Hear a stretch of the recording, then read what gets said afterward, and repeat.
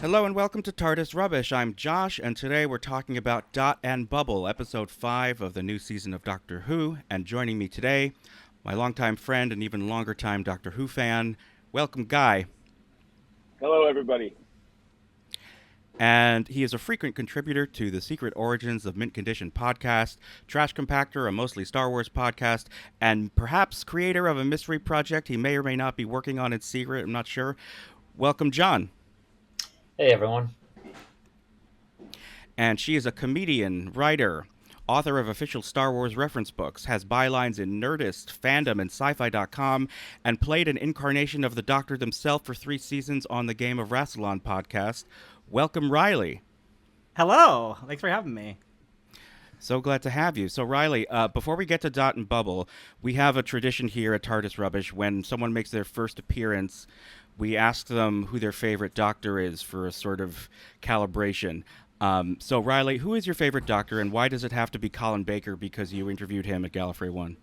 First of all, how dare you ask me such a personal question? I can't believe you would do that. No, Josh asked me ahead of time if that was an okay question, and I was like, yeah, of course. So what if instead I was like, no, it's horrible. My favorite Doctor, well, yes, my favorite Doctor that I've talked to personally, of course, is Colin Baker because he was such a delightful human being, and I had such a great time talking to him.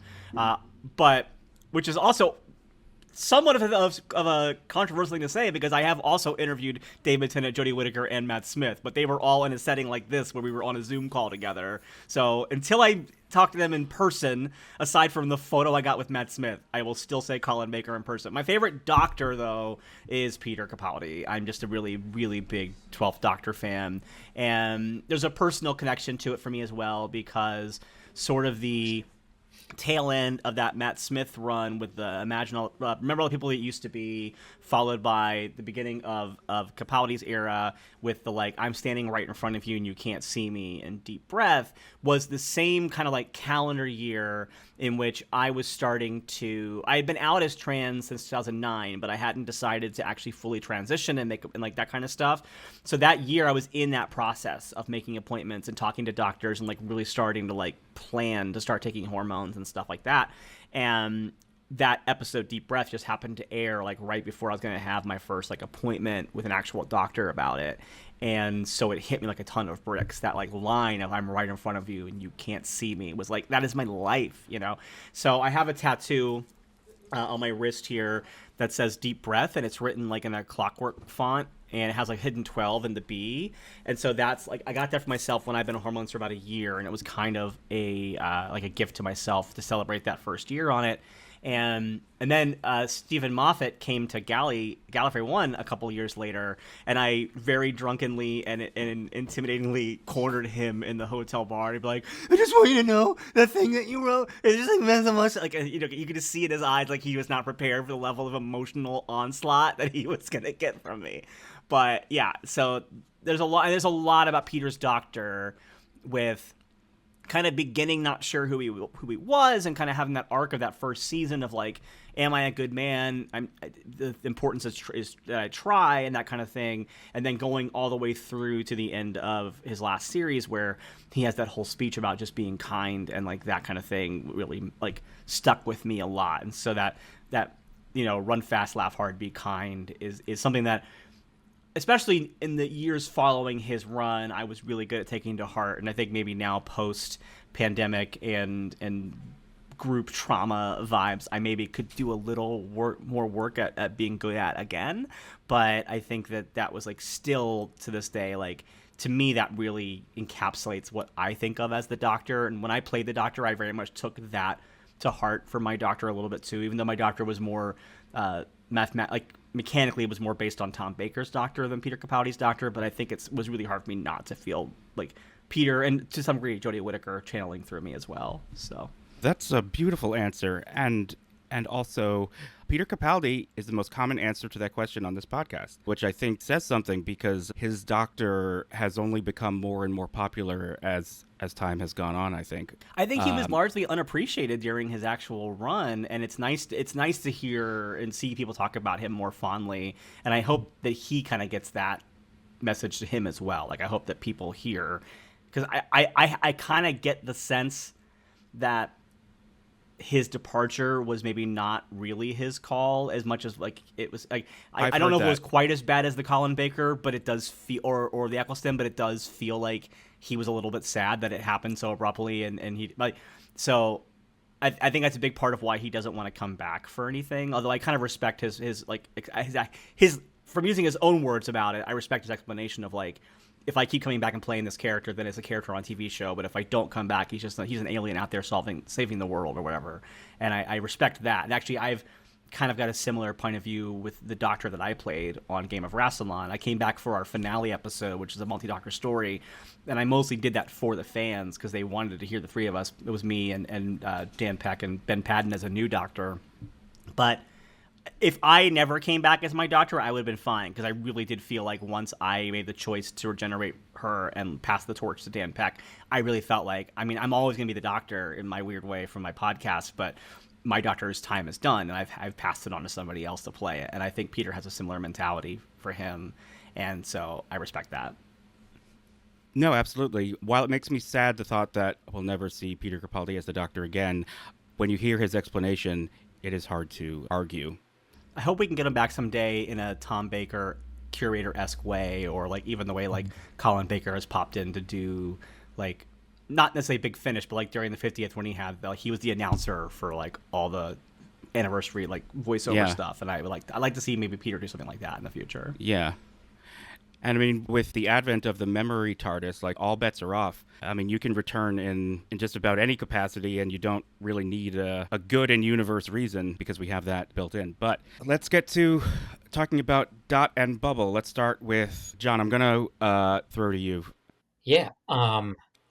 So I love the episode. I absolutely love this episode.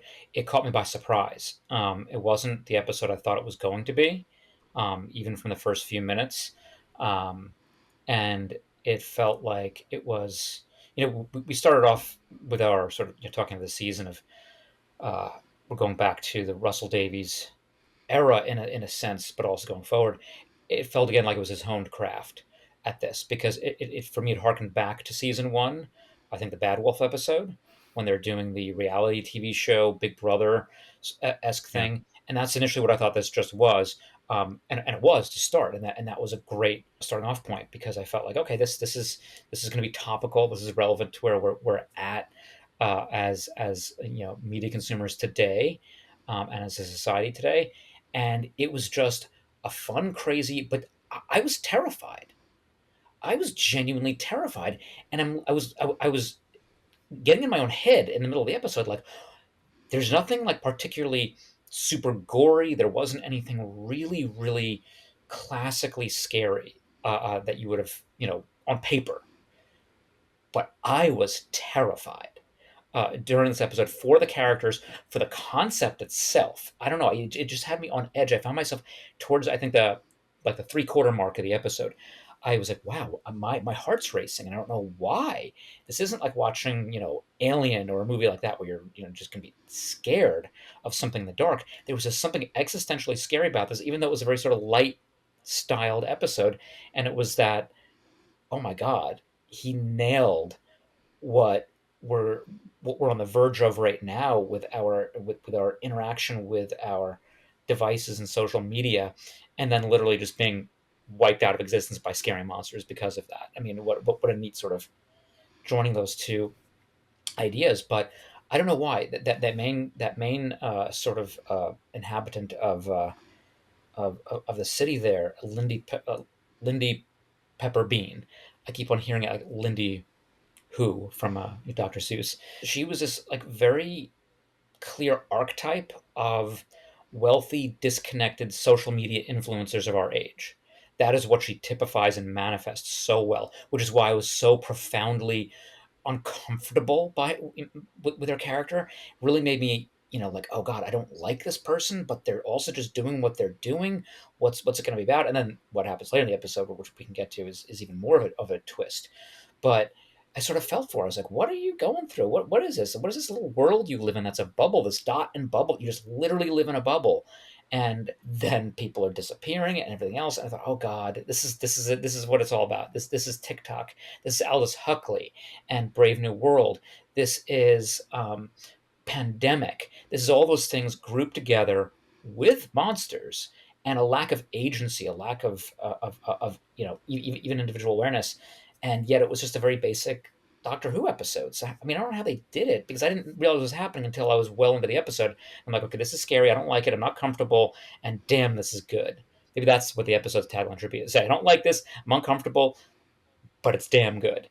And then by the end, I was just blown away by what they did with the twisty ending. And for an episode that was otherwise Doctor Light, again, in the sense of it was the Doctor and Ruby on screens most of the time. You didn't have direct physical interactions with them. And to see his raw emotion at the end, that got me. And I can't wait to talk about that because that was the moment that brought it all together. And I just sat there like, okay, well, I thought this was going to be just sort of a filler episode. I really thought it was going to be a filler episode based on the trailer.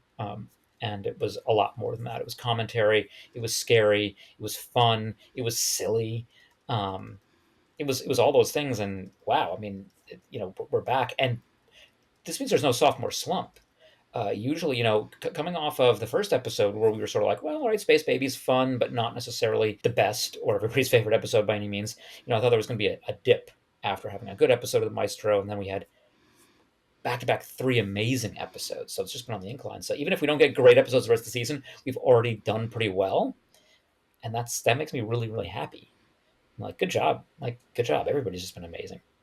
I think I might be the biggest Space Babies fan I have encountered so far, but I digress. Riley, what were your overall thoughts of Dot and Bubble? Yeah, overall, I think I agree. I'm very positive on it. I think that I agree with this kind of incline of quality that's been happening. I think I might put 73 yards overall, just a little bit above this one, but I think that it's almost the reverse of the two, whereas I think this one's ending really kicks it to a higher level, whereas 73 yards, definitely the ending felt a little bit rushed for what I'm not as critical of the ending of 73 yards as a lot of people were, but it all makes sense to me and it's fine, but it was like, oh, it's over. Whereas this one very much was like, wow, it feels like we should be wrapping up just yet. Oh my God. So it had that kind of, I was watching it with friend of the show, Michael Nixon and Dan Peck, and we were watching it all together, and it was like the 3 of us were watching it. We were riffing and goofing on it the whole time, like friends do while watching a show. And then it was like, you couldn't hear a pin drop at the end or you could hear a pin drop because we were just all like, oh my God. But yeah, we'll talk more about that as we go on. But I do want to say, just for your audience who are watching the video, I did not intentionally cosplay as a resident of Fine Time with the shiny face and stuff. I just happened to have been at WeHo at West Hollywood Pride today, and so I have glitter on my face, and I have just recently colored my hair, and so yeah, I'm wearing very gay clothing. It is not weird, vaguely Whoville kind of costuming that the people at Fine Time have, and yeah, I think at first I wasn't as warm to the episode at the very beginning because what I thought originally was being done was just this kind of, like you mentioned, the long game, the TV episode, the Satellite 5, and that's what it's called, right? The long game. But am I right about that? Yeah. Okay. So it felt like, okay, so is this just kind of that thing again, but now you've put in social media instead of TV? And before it even aired, there was a lot of comparisons to Black Mirror with this, which is interesting to me because I've often heard Black Mirror described as, what if the Doctor never landed on a world that was messed up by something technological? And that's so it was really interesting to then see an episode of the Doctor landing in an episode, because it really much felt like 200 Million Merits compared to Nosedive. It felt like those two combined a little bit. I don't know. I guess when I originally thought this was just going to be an episode that was like a scathing attack on Gen Z using the internet too much, I was kind of a little bored by that, because I'm like, that's a kind of a generational old man yells at cloud kind of thing, and so I wasn't really excited for Russell to take that on as a thing. But I don't feel like the episode was even at all trying to do that, and I think that that's maybe a veneer that it feels like at first, but I saw a really good commentary online that I don't want to take credit for, but I can't remember the name of the person who mentioned it, but it was basically, that what was really being discussed was sort of the echo chamber that can be created when you're only surrounded by people who have a similar ideology to you. And that's what the actual danger is. And this is like this echo chamber that will prevent you from seeing what's happening around you, which was kind of what was more happening here. It was this idea that the only way she can even cope is by like talking to her friends, and she can't like think outside that box at all.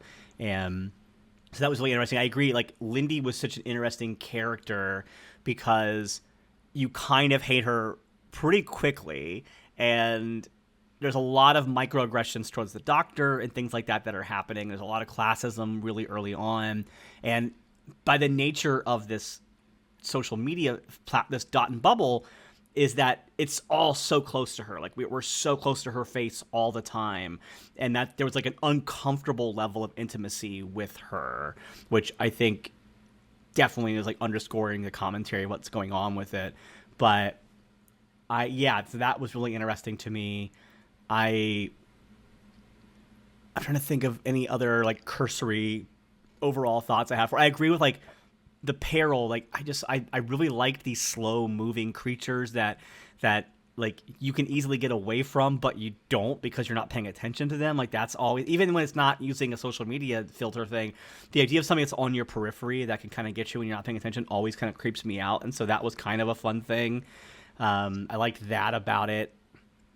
I like just how ridiculously like not like the Ricky September was just a song, and the way she's like, oh my god, like she's just so excited, and it's just a guy who is supposed to be hot. I don't see it, but I don't go here, so maybe that's why. But I was like, this guy's supposed to be a heartthrob, really? And then the music and the oh my god and stuff is very fun, and something very funny to me, and I think played just enough and then dropped, was the whole like inability to walk forward, like know how to move in different directions without a thing telling her to do it, was so interesting to me, because I'm like, it really reminds me of the way people start changing their language to correct towards an algorithm so much on social media, but then when you're talking to them in person, they start to use it. Like, even on a minor level, the fact that people will say LOL in conversation sometimes, or like OMG, like people will use like internet abbreviations to talk.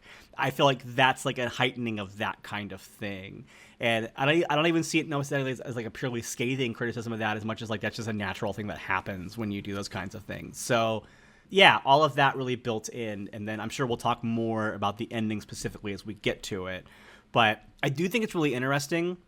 I noticed this on the rewatch, that because obviously we'll talk about the fact that this was like one of Ncuti's first days filming as his season as the Doctor. I think they did the end of the Toymaker thing first, but because that was still the previous schedule.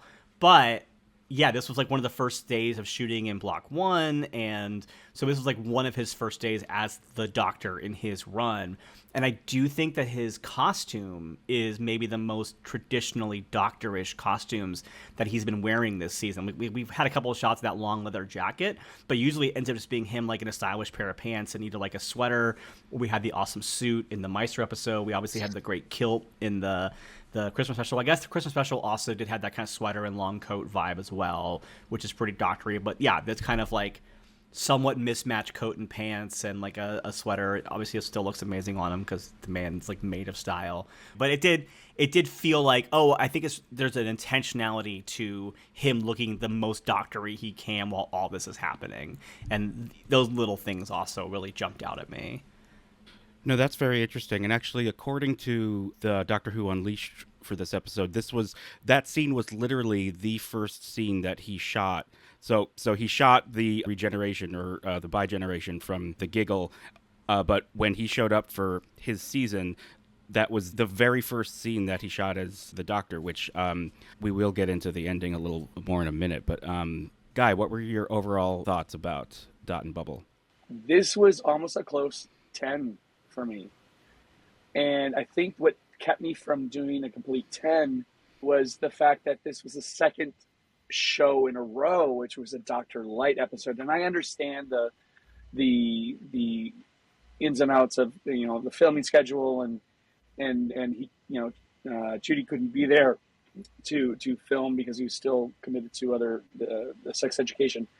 It just happened. So it was almost frustrating, to think that this is a 8-episode season, and really we're only getting 6 solid episodes with the Doctor. Now, it was a solid episode.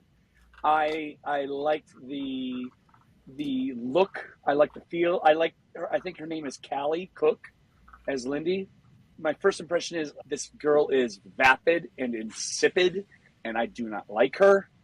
And I thought that she pulled off like I did. And she was just. It was a gross world, and it's a world that I see in that I got away from Twitter because I've also gotten away from Instagram, and I got away from Facebook. I don't do it. Maybe it's just my age, but I see where people are constantly on their Twitter. Actually, last night I work in a restaurant. That's why I'm in my little memory TARDIS right now. But I was working last night, and this trio of, I think they're just a little bit younger than me. They were in their 40s. This trio of individuals came in, and they were literally, from the moment they stepped foot into the restaurant and to when I sat them in our cafe area, they were live streaming their entire meal and their entire conversation. And they were not only having conversation between the three of themselves, they were having conversations with people who were sending messages to them that you could see in real time. And it was really kind of obnoxious. Like, put it down. I just wanted to say, put it down. Have a meal. Be present. But instead, they were like live streaming. They took a tour of the restaurant to show people the pastries, the desserts, the interior. I was like, this is so what I just watched on Disney Plus in real time. I was just like, this is so bonkers, and I just see it's just going to get worse. For me, it's just that's not a good thing. But for these people on this planet, it was a great thing. It was how they managed their lives. I'm surprised nobody was heavy. I mean, it didn't look like that they got out and did much. But yet there was no overweight folks. Well, no, I mean, they all look very similar, and I think that's intentional. Right. I mean, and we'll get to that shortly. But, so I don't want to be harping on the real world. I love this episode. I would have loved it more had it not been another Dr. Lite episode. I like the commentary. I like Callie. I like the fact that I started caring about her. I did start thinking, oh my God, she's going to go through this wonderful character arc and change, and she's going to learn, and then bam, oh my God, it was like whiplash. That moment, can we talk about it now? Can I say the moment where she flipping betrays the one person that's going to save her? Wow. I let out a what the F audibly in my living room. I'm like, what? I was shocked, absolutely gobsmacked, because I didn't see it coming. I didn't want it to go there. I didn't expect it to go there. And quite frankly, it should, in how Guy thinks about Doctor Who, it should not have gone there. And the fact that it did not go there was bravo. But my God, what a despicable, disgusting, like, it's just, which made the Doctor's desire to save them, regardless, they could think what they wanted to think, they could say whatever they wanted to say. He just wanted to save them. Even more, it hit home. And it was like, and yes, he does cry again. And I think I brought this up last week or 2 weeks ago, that every episode he's crying, which is very strange. I mean, I'm a crier.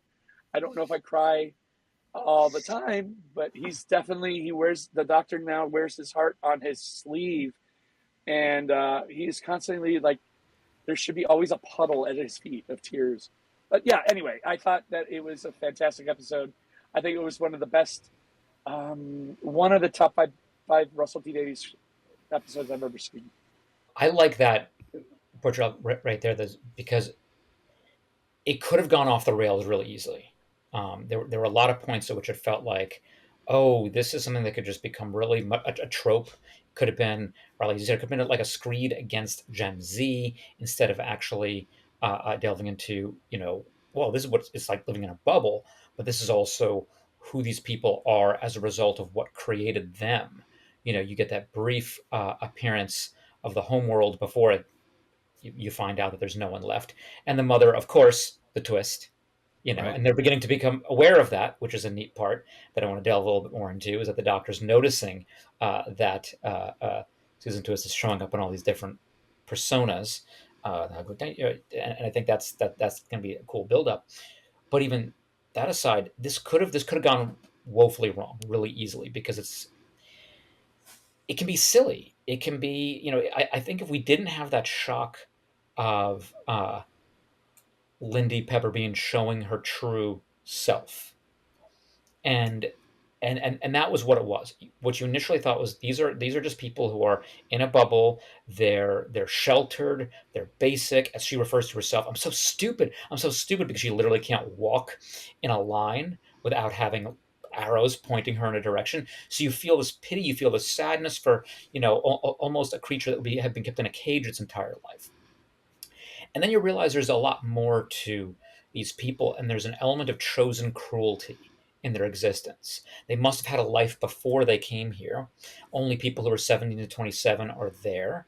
Their parents paid for it. She had the extra special package for it. So there's the hint at something bigger that made them who they are, without saying we're going to go, have to spend 5 hours, dissecting and discussing it. It was just very subtly drawn to where you get it. You understand who these people are, and then their cruelty makes sense.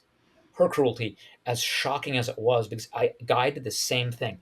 I'm sitting there, on my living room couch, and I paused it for a moment because did that just happen? And I'm watching it alone, so I'm talking to myself like a crazy person. Just like, okay, well, this is why I need to be on the podcast, because what? Yeah, what the f? Like, what was this? Why would she have done that? I understand like the self-preservation, but the coldness that followed it, the lies, the shutdown, and then you realize, well, that's the nature of, I think, what he's critiquing with what an influencer can be at its worst, is that it is purely an image. It's purely a presentation to the outside world. There's not much substance except the idea to get something out of it, and that's the dark side of social media. That's the dark side of so much of what we're seeing in the last 10 years of the tech we have around us. You know, it's just, well, you're only as useful as a number of followers. You're only as useful as whatever you can offer me, and that's what she was. And the doctor, only as useful as, well, he could also save her life, and that made me really sad because in it for a moment I thought, well, yeah, this could be a redemption arc, and I said, yeah, that's not what Russell Davies was going for. This wasn't about these people being redeemed. It was a critique. It was saying that they're making a constant choice to continually be these people, and the ending was them outright saying, we realize how, like, they just lost everything. They lost their homeworld, they lost their city, they lost everything that should have made them who they were, and they doubled down on it and said, we are better than everybody else. We're just going to recreate that somewhere in the wilds. And then the word came, contamination. The idea that the doctor and Ruby would be a contamination to them. Ooh, I was angry, and where the doctor ends with a tear, I found myself with rage. I'm ending that episode in rage, and so I had this thought as those scenes are unfolding. I said, "Well, this proves that I'm not as good as the Doctor. I'm not as good as this, person is, because I would be there, and I wouldn't be, being all, better than thou, like, how dare you not accept my help? But I don't think I would have been able to not just say, well, fine, then, for lack of a better term, fuck off and die. Like, go do your thing. I would have been petty about it because their cruelty was on such display. And the doctor acknowledges their cruelty. He acknowledges who and what they were, and he's still willing to save them.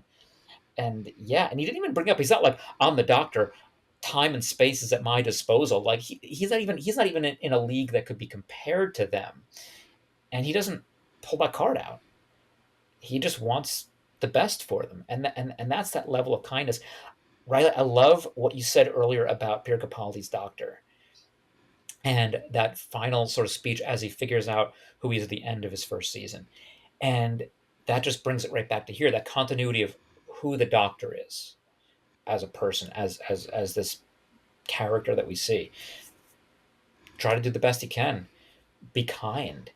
And even if it's thrown back in your face, and I don't feel that good, and I feel like that's an episode that leaves you, wanting more because you feel seen as well. Like I feel like the Doctor also saw me in that moment. As much as I'm offended at these people, I realize I couldn't do what he does.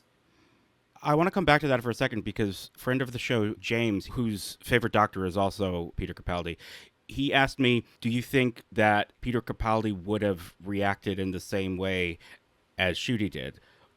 Or would he have done something closer to what you're describing, John? Where he's like, I gave you a chance, but this is your own damn fault and I got to get away from you. You had a shot and you blew it.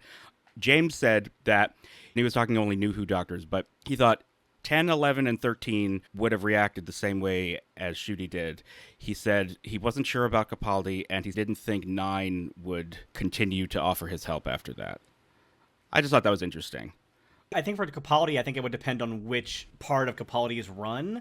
I think if you're talking about like series 8, especially when you've got episodes like Kill the Moon and stuff like that, I think a Kill the Moon Peter Capaldi would probably have said something about putting brains and something like that and run off, similar to how Eccleston might have said something about stupid apes or whatever. Stupid apes. Yeah.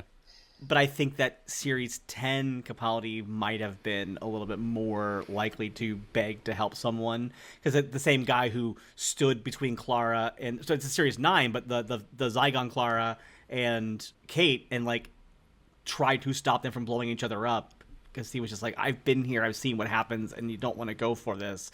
That might have been the Doctor that would do what Ncuti's Doctor did here. So, yeah, I think it's really interesting to think about that. And I think Ncuti's Doctor, I don't know if...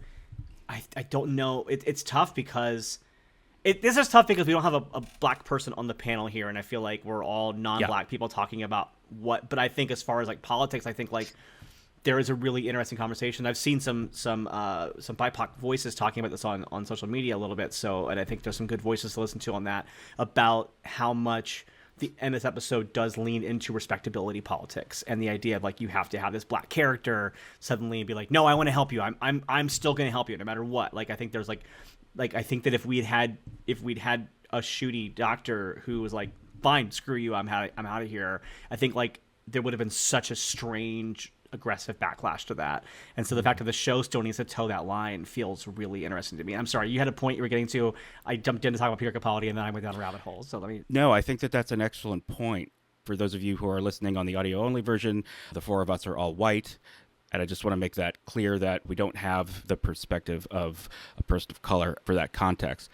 But, you mentioned, though, about Capaldi. Are we talking Series 8 or Season 10? Season 10 is also the season in Thin Ice where he punched a 19th century racist in the face for being racist. So I'm still not sure, which Capaldi we would have gotten in that moment. This episode for me, I got, like, Paradise Towers and Happiness Patrol sort of vibes because they both operate in that same way as this where...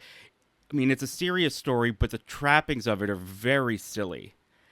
I liked the episode. I was on board with what it was doing. I think, like you, Riley, I was kind of expecting, like, are we just taking the piss out of social media and Zoomers and stuff? And I was like, meh.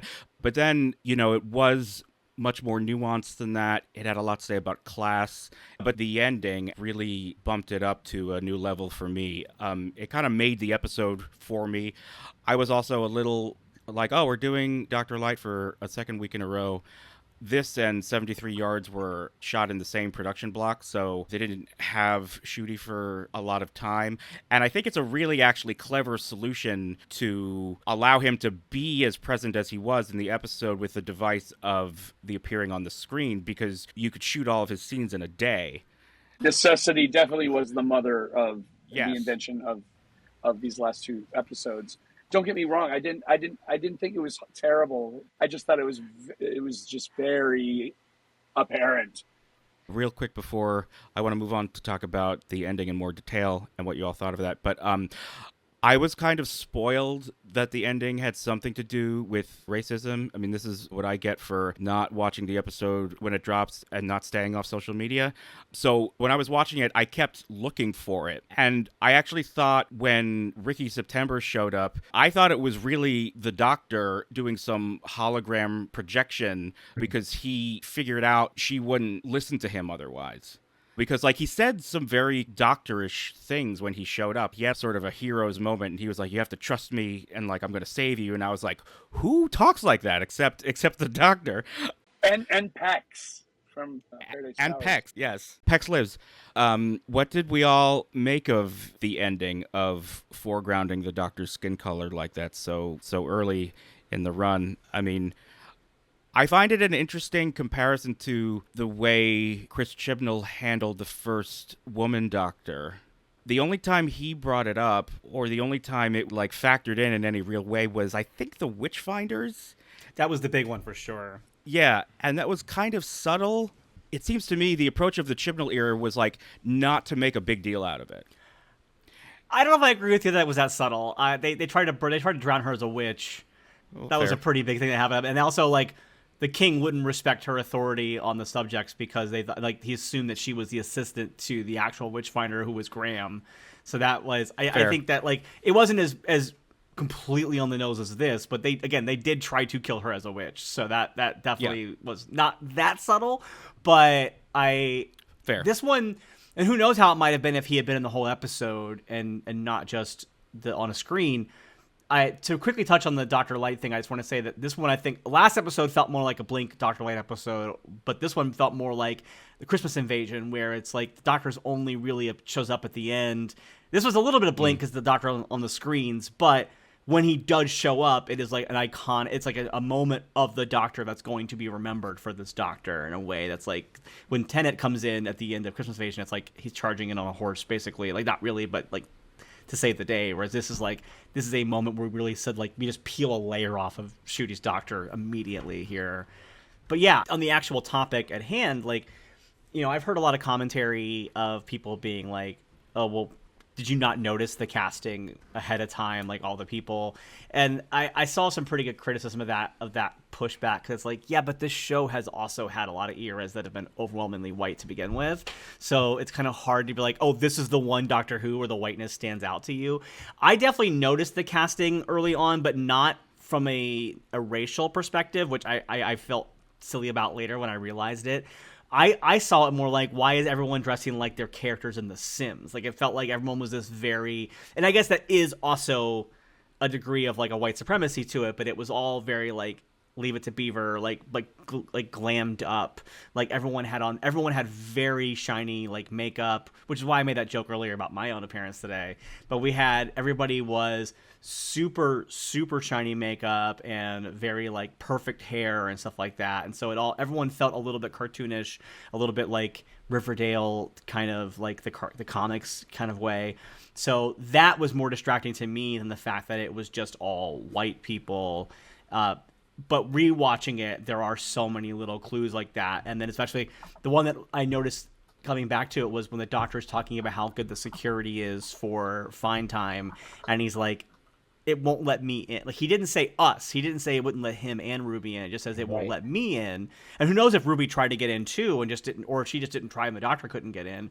But it made you go, oh, Fine Time will not allow the Doctor into its space. And there's even a comment from one of the people when they're fleeing of like, part of what we're here for is to uphold this perfect idea of what like Fine Time is intended to be, like almost like a Hitler Youth type thing. It's like, this is supposed to be our perfect utopia of whiteness, and that's so disgustingly awful. But yeah, so those kinds of things, I think there's like, I've heard some criticism about it in regards to the racism being almost just a bit too cartoonish to be something that's like taken as seriously as it is. But I've also heard like this is maybe like having a black writer involved might have been a little bit like better, because there's a lot of work by black writers that touches on a lot of this same kind of thing in a way that is more accurate to their actual lived experiences with it.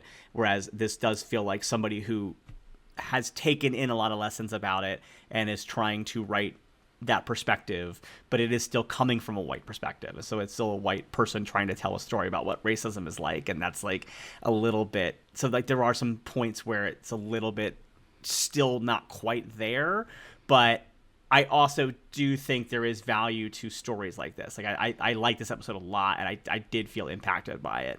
But like I also like it's kind of like when you watch Zootopia, you can't be like, oh, this is a perfect analogy for the way that race relations work in society. But it's also like, yeah, but it is a good way to like show it to children and go get a basic like understanding of it. Or like last year after the Barbie movie came out, I sat in a lot of conversations about the Barbie movie that were all like, well, you know, it really just never went past feminism 100 or feminism 101. And I was like, well, but it's also the Barbie movie. Like the fact that we can have a discussion about how the Barbie movie wasn't feminist enough is wild to me, because no one prior to the trailers and Greta Gerwig's involvement, if you had told me 5 years ago we were going to get a Barbie movie, none of us would say like, oh, I bet it's going to be a wildly feminist epic about like society. So the fact that Doctor Who rarely actually addresses race head on, the fact that we got a thing, I acknowledge that it's really not perfect. Like there's a lot of things that it could be doing better, but I think as like dipping a toe in the water, I think it's commendable. I would like to see them maybe try to do a little bit more. I don't want this to be the only time in Ncuti's run where where the race element matters or there's an impact for it. And hopefully we can handle different other ways.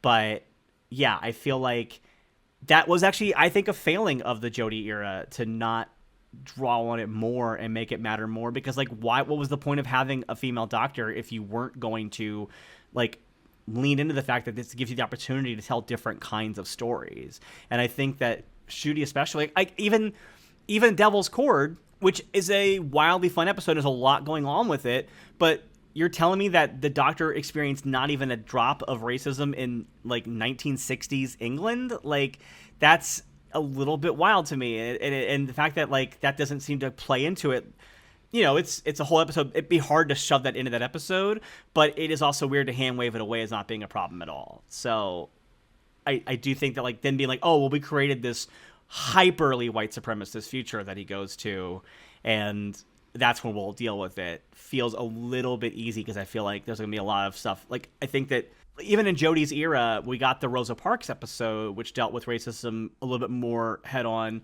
And in that episode, we had that great conversation with Yaz and Ryan talking about the racism they currently deal with in modern day UK.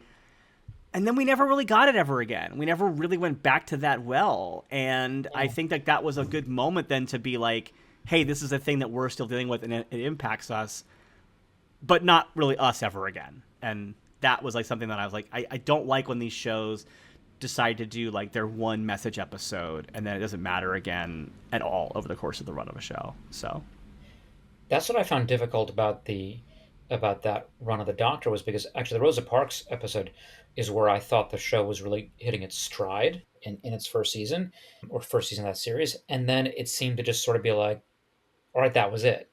And also that type of storytelling was it. This episode, there are always going to be limitations involved. One thing it did, which was interesting, is as I sort of said in the initial feel, the way it was horror and other things, it sneaks things in. And as a result, it makes you think it's going to be one thing and it's another, and it's actually sort of all of them. And so it doesn't do it perfectly for any of them. But what got me thinking more than just a sort of episode written by somebody with a very specific message was that it layered numerous things on each other, and then became what I've come to understand the word to really mean. It was more intersectional, which was impressive because it took the idea that class and wealth are tied into racism, methods of oppression, and exclusion. That's another really important concept, was who gets excluded from the system. So who's not there? Who's not there in the bubble? Who's not there in the city? And it wasn't just anybody who's not white. It was anybody who didn't live up to this ideal that is, you sort of say like white supremacists, but it goes back to that like Third Reich Hitler Youth type feel, which is that everybody has to look a certain way, be a certain way, have the right kind of body, the right kind of affect, everything. That's why it's so unsettling, because it can't really be it can't be real forever. You have to literally craft a fake world to maintain something like that, which is what their wealthy parents do, and that's where class and race and wealth and that sort of societal structure all come crashing in. And it was really interesting to me, because at one point the characters are all talking about rules. I should say all the people in the bubble are talking about rules, especially Lindy. He's like, well, I muted you, I did this, there are rules, there are going to be consequences. You're talking about rules and rules and rules. And that's when it clicked for me. I said, oh, that's what it's about, is that rules are there to protect the powerful. And she was beside herself when the rules weren't working exactly as they had before. The doctor was able to get back in. That can't She called the cops on him. call the literally called the cops, and that is again taking exactly what we see in our present day, saying like, yeah, this is what somebody will do, and they will come in and they will use the system against somebody, but want to pass on their own. She violates all rules of humanity by sacrificing Ricky September Mhm. in such a callous way. But the rules are there to protect her. Oh, and this is the rule. Your name is actually this. See, review your files, kill him instead of me. Like, that level of ruthlessness, and to use the rules for your own system. Again, it's one of those little extra layers that once you start going back and look at the episodes, you say, wow, was that intentional? I'm pretty sure it was, but that's also brilliant writing to be able to do that and layer it in that way. Um, so yeah, I didn't see, even as you're watching casually, I have to stop and be like, wait, is this what's happening? Is this really what's going on? So instead of it being sort of a pass by episode where you're just having it on in the background, I actually needed to sit down and start focusing on it more, because I realized there was more going on. It wasn't just scary space snails devouring you, which I loved, that being that it was something as innocuous and horrifying at the same point, because they just open up and they devour you. Um, and what I'm really curious about is when we learned that they were sent by somebody. It wasn't the assumption you sort of have when you talk about the wilderness and the way the world is laid out. You're led down the path to believe, oh, that those giant scary snails are probably just something that got into the city, and they happen to be the perfect counter to how these people live. It's almost like nature and evolution. No, they were sent. There's somebody out there that is functionally at war with these people. And in a way, I almost want to know what that is about. Well, we got that. We got that explanation in the episode. But we did. Yeah, the doctor said it. It's the dot itself. The dots. Oh, yes, the yes, algorithm yes. The was dot turning itself. against the people. Yeah. That's why it's in alphabetical order, because like, it's almost like the algorithm is like, this is really insufferable. I can't deal with this anymore. But it didn't just take over. It didn't just kill the Fine Time people. It also killed the homeworld. Homeworld. Yeah. And the thing is, the homeworld also seems to be having these bubbles, because that's why Mummy and people like that sent their kids to that world. So there's like a whole degree of it there too. But that seemed to be the implication, is that the algorithm itself. This is the second time in Doctor Who now that we've had an episode where an algorithm has chosen to like start killing people, and we're supposed to. Well, actually, I guess technically, the algorithm did kill the girl in Kablam, which I have a problem. Kablam's an episode that's wild, but wasn't it? Didn't the algorithm kill someone to try to make a point to stop the actual villain? Or it was a whole thing. Yes. Yeah. I don't know why I took it that somebody must have influenced the algorithm, but you're right. It was the algorithm was doing it on its own, and probably was in part just disgusted. Which there's some neat commentary on like our development of AI, and is AI just going to be like, I can almost imagine after having listened to the now vocalizations of AI that we have access to now, um, that AI just goes like, really? Like this is what you invented me for, and this is who you really are.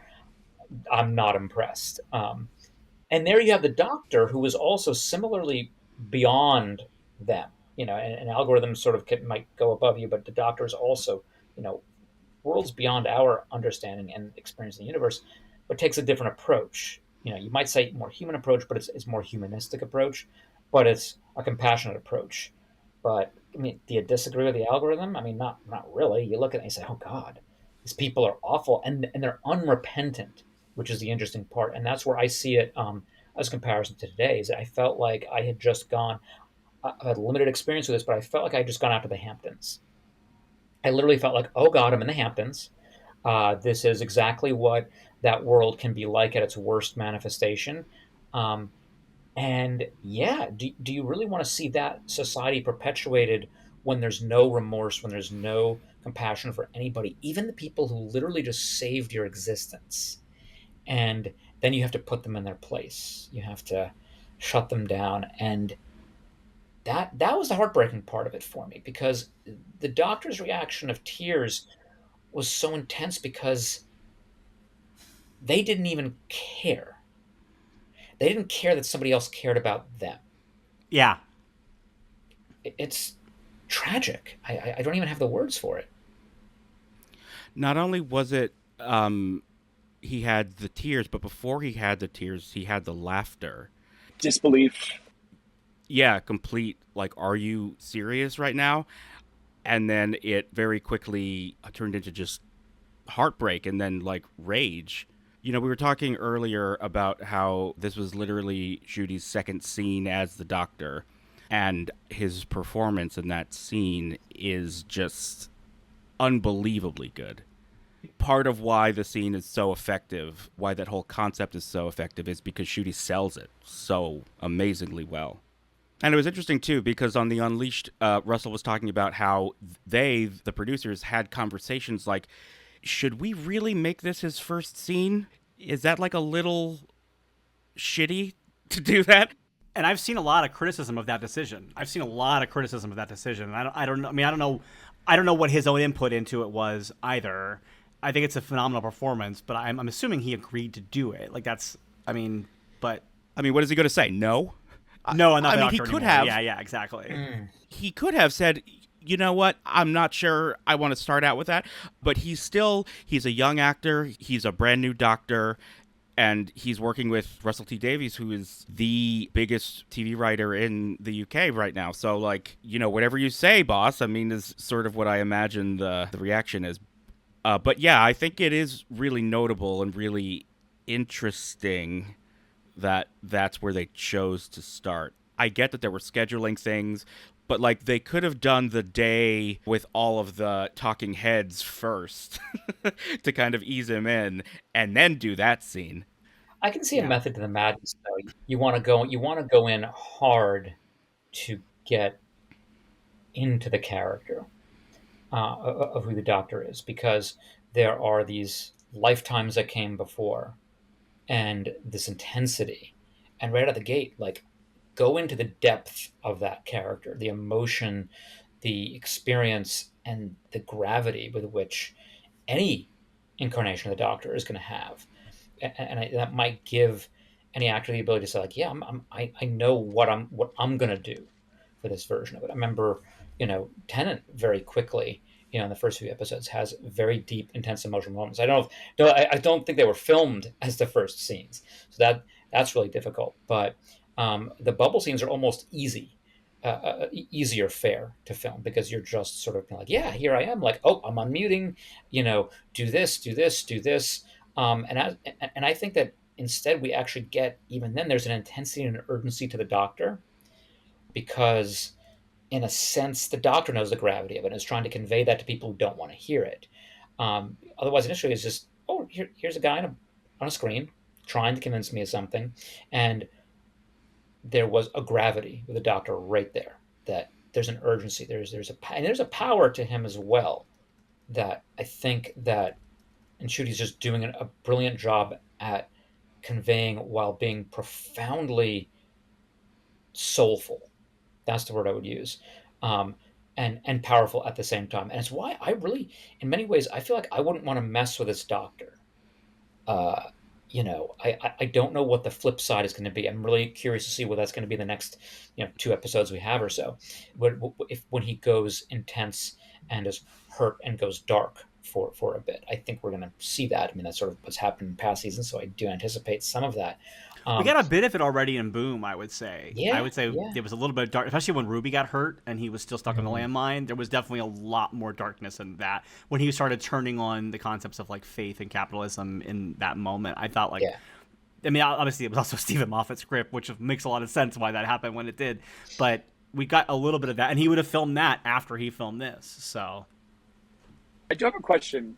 Was anybody else wondering why they went, the dots went through the whole rigmarole of getting, I guess, these slugs in place to eat all these people, and why they couldn't just Ricky September everybody with Yeah, that's one of those Doctor Who things. Like, wait, you just solved your own problem for you early on in this. Yeah.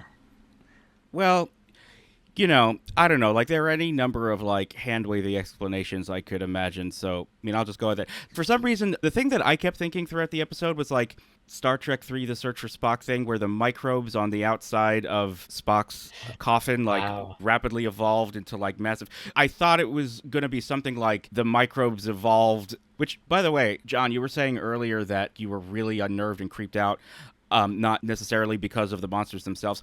I was creeped the fuck out by those monsters. I think it was the slime and the, I don't know what you call them, like cilia, like in the mouth. Like, I was like creeped out. And the fact that it seemed like they digest you slowly. Yeah. I was really, really creeped out. And that's why I think the algorithm was being cruel. Oh, that's interesting. The idea that it was cruel. I'm always scared of a casual monster, a monster that's casual about murder. A casual monster. The other thing I thought was so unnerving is that they were slow and not like really mobile, and yet like they were still. God, they were just disgusting. I really, really hated them. I thought they were awful. But in the interest of starting to wrap up, are there any other points or anything that you came into this conversation wanting to bring up that we haven't gotten to yet? I really think that of all the episodes that have come before it, this is one that I really would, if I watch again and then again, I will find something different. It was the one episode in years that has left me profoundly like disturbed in its just portrayal of callousness of people towards other people, and upset actually that I living in New York City, I see this. I experienced this myself. I experienced this yesterday. I don't want to get too deep into what happened yesterday with a very unruly individual who didn't care very much for the fact that not only did I kick this person out of the restaurant, well, after kicking them out, they had to yell at me and use F slurs toward me numerous times, like 15 different times, and then shout Trump, Trump, Trump. Like that was, like he just went to this base level, and it shows that this is the human condition, and it's not nice, it's not good, it's there, and we can't ignore it. And I think that we need stories like this to shine a light on that. Yes, this is life, and it is life now, and it was life decades ago, and it will be life in decades from now. And it's just, how do we deal with it? And anyway, that was my... I've been looking for the words as well, and there's this sense that I came away that this is what the Doctor is ashamed of us. I think the writer's going this season on cruelty, callousness, and capitalism. I think sort of we can the three triple C's there is really intense, and they're not pulling back. They're not saying, "Oh, but it actually would be fine if we just made a couple tweaks." They're saying, "No, there's something really going wrong right now," and I feel there's a lot of storylines in this, like where they go into the world and like something's wrong in this world. There's something wrong in this world, and I can't help but feel like look around. There's so much that doesn't make sense to me in the world today, the politics of our world today, the casual cruelties. And that's what all these episodes seem to share in common, is that they're put in the situation, different worlds, different timelines, but they're always like, something's really off here. Something is really not right. What do we do about that? I'm curious what the end of the season is going to be like, but I think that's the question that we're all sort of being inspired to ask, is what is wrong, and why do we all feel this way, and then what do we do about it? I don't know yet. Yeah, I was thinking about it when Guy, you said a thing about an incident you had yesterday at work. I had a similar incident today at WeHo Pride, and I was, while there's a parade for Pride happening, there were two gentlemen next to me who were there, who were part of the queer community, but they had brought, I don't want to get too deep into world events right now, but they had brought Israeli flags and they were shouting really abusive things at anybody who had any sort of pro-Palestinian signs or garments or anything. And it was always them escalating it. It was always them making it more abusive. It was always them shouting epithets and stuff like that, and always adding this element of hate and bile to the conversation. And then they were also the same people, to mention earlier about calling the cops on the doctor. They were the people that when the LA Sheriff's Department came by on Pride, I have a lot of issues with cops at Pride. I have a lot of issues with cops being featured in the parade at Pride. And at this exact same Pride last year, there was a big issue where some sheriff's people came and beat up a person at a booth. It was there was a whole thing going on with it. So that's a whole other thing to get into. But when the sheriffs came by, one of these guys is yelling out, "Thank you for protecting us from the criminals," and stuff like that. "You're protecting us. You're our," and it was just such a performative level of anger and rage. And I think the issue of what's happening right now with Palestine is very nuanced, and so I'm not trying to dig down into that hole of it. But it wasn't even that. It was the level of anger and hate these two guys brought to it, but then also kept presenting it as they were the ones being victimized and they were the ones being silenced. And whenever anybody would tell them to stop because we didn't want their anger shouting or trying to have pride, and they would still make it about oh, well, now I'm being persecuted and there's anti-Semitism and stuff like that. And I'm a person of Jewish descent, so I was kind of sitting here going, no one's being anti-Semitic to you. They're mad at you because you're being an asshole. That's what's happening. And it really struck a chord with me with this episode because there's characters in this episode who are probably queer characters. I would say there's a pretty good chance that Gothic Paul probably is supposed to be a gay boy, and there is definitely an element of white supremacy and classism and things like that within the queer community. And so I think a lot of times as a queer person myself, and Russell as a queer writer, I think there are some times where people are well, of course this person can't delve into how do I want to phrase this? When we talk about bigotry and someone's well, they also experience bigotry. It's yes, but we mentioned intersectionality earlier. There is a very different way that people of color experience bigotry in the world versus how queer people experience it, and we both experience it. And there are people who are both experiences, and people who will experience it within each other, and people who are people of color in the queer community will experience racism in a way within that community, and people who are people of color will experience homophobia within their community that people who are white queer people might not experience. So there's all these layers of how this stuff impacts people. And so watching this episode and being yes, even in this Hitler Youth type white supremacist quote unquote utopia that Fine Time is, there is still these other cultural things that are happening with it, and those people are also complicit in and building towards and benefiting from that supremacy. And so that kind of layering, as we mentioned, was really interesting to me.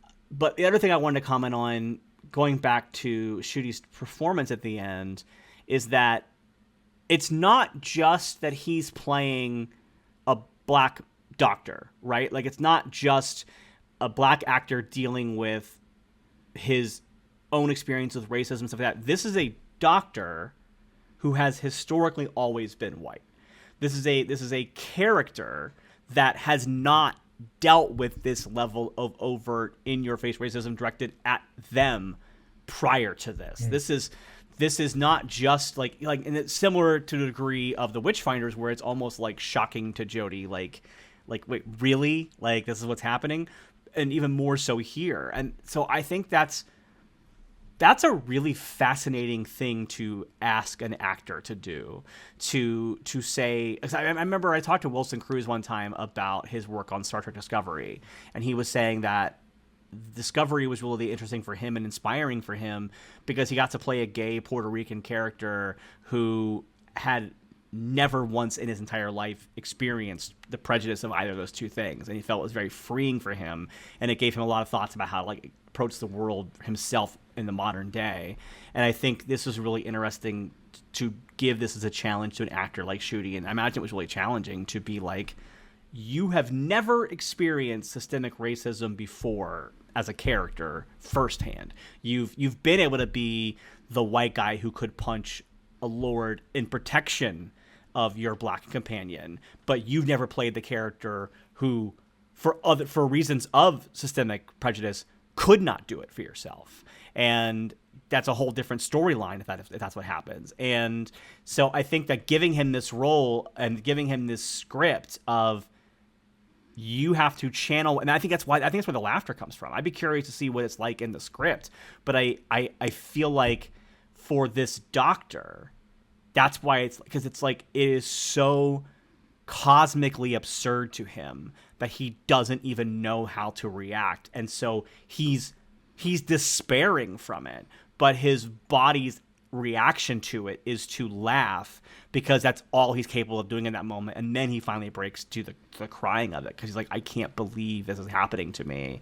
And he's never, it's that really interesting thing that's happening with this character. And so it's a shame that this show never really gets noticed for performances for Emmy consideration and stuff like that. Maybe possibly a BAFTA, we'll see, but it's a really, really fascinating and nuanced and layered performance, and it's all happening in like 3 minutes. So, yeah, that's amazing. It is, and just thinking about the story you just told is that, the doctor is powerful, and when the doctor walks away, the doctor isn't really under threat. The individual you talked about at Pride today, the cops could have still arrested that person, could have still beaten that person. They didn't have the power the doctor has. So the doctor's obviously playing like multiple angles of this as a character and for the actor, because the doctor is very powerful. But what does a regular person do in that type of situation? When you're asked to like turn the other cheek or try to de-escalate, well, yeah, but you can even do that and still be beaten to a pulp. Something the doctor isn't quite afraid of to the same level. So it's the emotional impact of that not happening. But it reminds you that in the real world, that is horrific. It's intense, and that they'll stay with you for a while. And the idea, just the idea of like, just stop it, both of you, is something that, creates that false equivalency. Yeah, I mean, we could go on forever and ever because I feel like this season especially touches on things in ways, going back to the specials with Tennant and Donna, like that really, they were opening up doors that Doctor Who's been a little bit afraid to go through in the past. And now, even if they're not doing it perfectly in every episode, they're opening those doors. And I really appreciate that because it's making me think in ways that I haven't thought as a viewer, as a fan.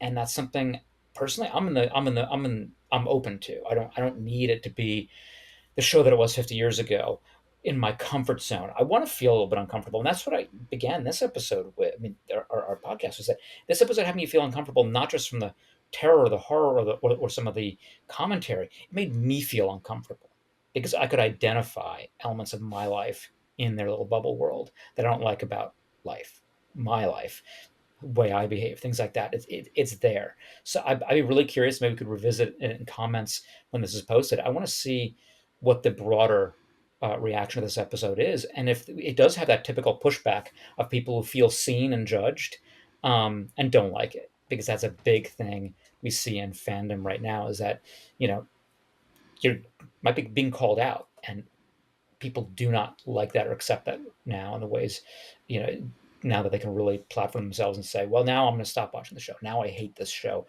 because it's woke or it's this. It's because they're being called out. And they say it again the next week. Every week they stop watching it every week, and then they watch it again the next week, and then they stop watching it until the next week. That too, yep. In the interest of wrapping up, first off, I want to just say I'm sorry that both Guy and Riley, that you both had those experiences. I don't have a problem with episodes of shows and movies being so blunt about racism and prejudice because it's necessary. Things in our culture have changed in the last few years to make it supercharged and more visible. People feel like they have license to just let it all out. Permission's been granted. Yes, exactly. And so to see that reflected in our pop culture, I think is not just understandable. I think it's necessary for it to be called out. I mean, to the extent that pop culture can change culture, I think that that's an open question. But I do think that it's reflective of the moment that we're all living in. But I want to thank my guests, John, Guy, and Riley. Next week, it's Doctor Who Meets Bridgerton with special guest star Jonathan Goff. And I'm pretty sure the only other episode this season not to be written by Russell T Davies. So that'll be interesting to see if it has a different flavor. But until then, we are TARDIS Rubbish on TikTok, Instagram, and YouTube. And please always remember to run fast, love hard, and be kind.